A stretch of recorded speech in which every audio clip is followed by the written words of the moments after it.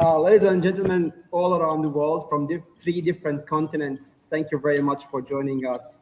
The Roundtable is our second platform for Call of Culture to develop an advanced cultural dialogue among people. We have launched recently in Perm in Russia, in the International Day of Volunteering last November.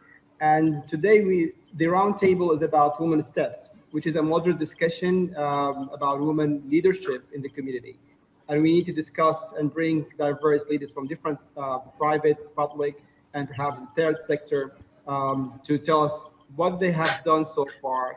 And we need to learn more about the steps, the secret sauce, I would say, how you have made it to where you are right now.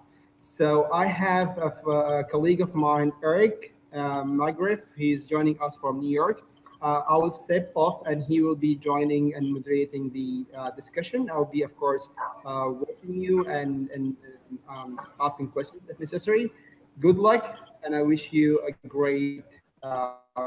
When I first started, disability was an unknown factor, and people were very, very scared of the word disability. It's education, which helped, and just making them understand that disability is just another form of living. So actually what prompted me to actually get engaged with a lot of youth activism and also towards gender issues is that because Sri Lanka, in a historic context, we have had a very strong history of women's empowerment, right? We have had queens ruling this country.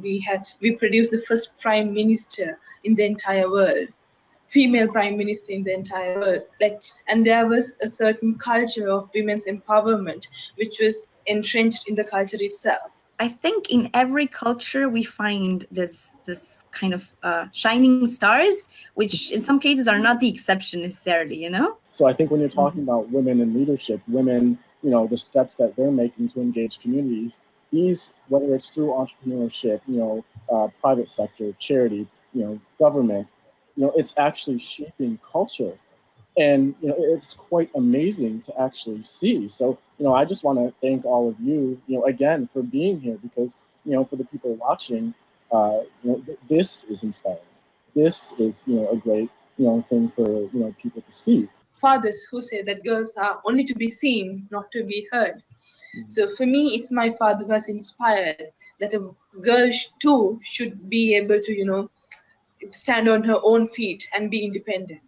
So many women that are fighting this are just dismissing this, are just not looking at it as a real difference. So I think perhaps that's the key to address the issue. I believe women are sometimes the worst enemies for themselves. I wanted to be a journalist and I wanted to change the world, but I didn't imagine I would be so far away. And I didn't imagine I would dare do the things I dared.